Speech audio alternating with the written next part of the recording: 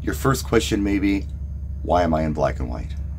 Am I trying to make this video look like an old episode of Gilligan's Island? No, there's a reason for this, and I'm actually going to give you the explanation to it as part of our training exercise today. I'm going to try to help you improve your skills on the microphone as a DJ. We're going to tackle one thing at a time in each video. There are several things that I think I might be able to help you out with. The first thing we're going to work on today is what I call verbal tics. This video is brought to you by Hollywood DJ, located on 11th Street in Los Angeles, California. For any of your DJ equipment needs, have a look at Hollywood DJ online, or alternately, give them a call. They'll take care of you. Thank you so much, Hollywood DJ, for being one of our channel sponsors. What's a verbal tic? It's filler words when you're speaking. For instance, the word If you can't think of what to say, maybe you'll say and you don't even know you do it. I remember it was probably about 15 years ago. I did a video for somebody. It was a product, and they gave me some feedback that was really good. Loved the video, great information. But were you aware that you said 32 times in a 3-minute video? No, I wasn't aware of that at all.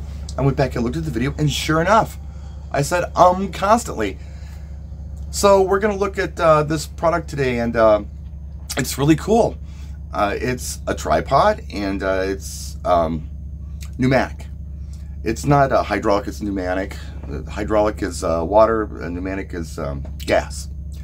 I was doing that, and I didn't even know I was doing it.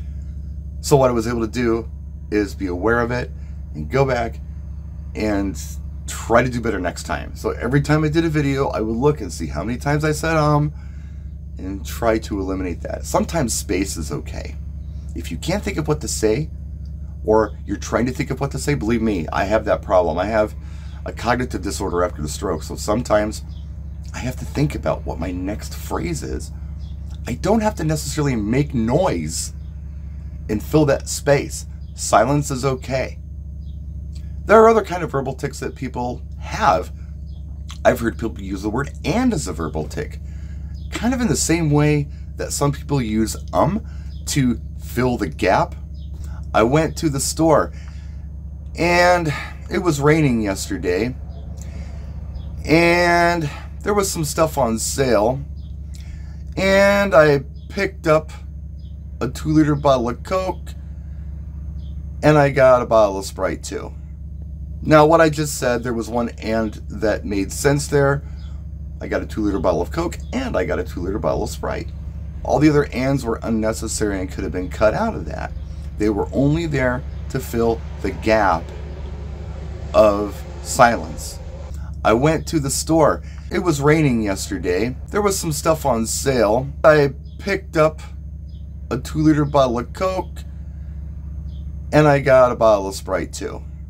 There's nothing wrong with silence. You don't have to just fill it with noise like "and" or whatever your tic may be. You have to identify your tics before you can address them. So here's my suggestion. Get your camera, just like I'm doing right now. It's on my phone, my camera phone. And record yourself saying things that you say on the microphone as a wedding DJ or as a school dance DJ or whatever kind of DJ you are. Say them just like you would say them. And then put it up on YouTube as a private video. Nobody else has to see it. And listen for your tics. Listen for your "ands" and your "ums." And once you identify where they are, do another video. Put it up on your YouTube channel as private and see if you've improved. So what's the deal with the black and white camera? I'm going to give you that explanation. And then I'm going to edit that explanation and show you how many verbal tics were in it and how I could have shortened that speech.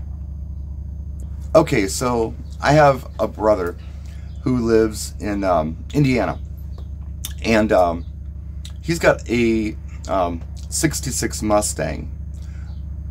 I have a 65, And yeah, so he came up last week to do some car shows with me and some cruise nights.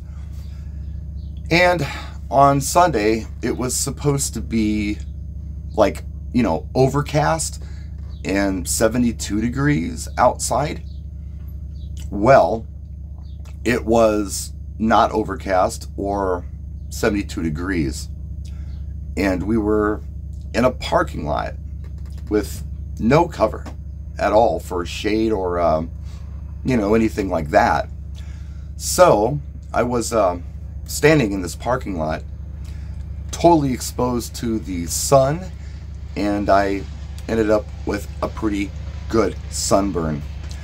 So I was thinking that maybe doing a video in black and white might hide some of my crazy shade and look less like a radish. Once this sunburn kind of goes away, then I can go back to shooting videos in color. But until then, I kind of felt like it was distracting to be so beet red. That's my explanation. I'm going to edit it now. Listen to it again. I have a brother who lives in Indiana. He's got a 66 Mustang. I have a 65. He came up last week to do some car shows with me and some cruise nights. On Sunday, it was supposed to be overcast and 72 degrees. It was not overcast or 72 degrees. We were in a parking lot with no cover at all for shade. I was standing in this parking lot, totally exposed to the sun, and I ended up with a pretty good sunburn. So maybe doing a video in black and white might hide some of my crazy shade and look less like a radish. Once this sunburn kind of goes away, then I can go back to shooting videos in color. But until then, I kind of felt like it was distracting. It was difficult for me to put those filler words in and all those ticks because I've trained myself not to do it, even in everyday conversation or YouTube videos. So I almost had to force them in there, and if they sounded forced, there's a reason for that. If you watch my videos, you'll see cuts sometimes, and that's because I've made a mistake. When you're just riffing like I do, I don't script these videos, I do make mistakes, so I have to do the edits. This is the same thing I'm doing in my head with all of my speech, and the best way to do this that I have found is to record yourself. I understand that some of you hate your own voice.